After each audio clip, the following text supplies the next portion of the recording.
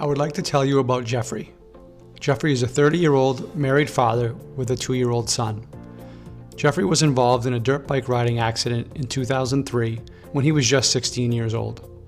The accident left Jeffrey with a C5 quadriplegic spinal cord injury. Until recently, Jeffrey was driving a Ford full-size van. Not only was the full-size van difficult to get in and out of, it received terrible gas mileage, and only having one sliding door that was blocked by a platform lift made it very inconvenient to secure his new infant child in the back seat. He made a decision to move to a BraunAbility Honda Odyssey with a lowered floor conversion.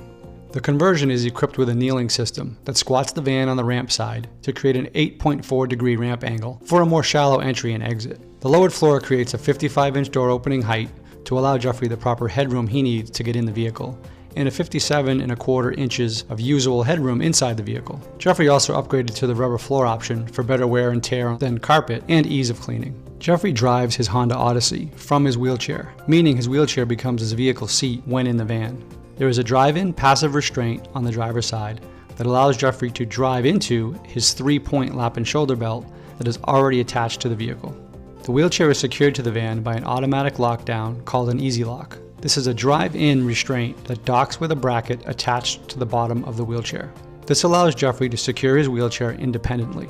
A control pad on the dashboard is pressed to release the wheelchair from the dock once the ignition is turned off. Jeffrey's limited strength and range of motion requires a high-tech driving system called an AVIT system, which stands for Advanced Electronic Vehicle Interface Technology, manufactured by Electronic Mobility Controls.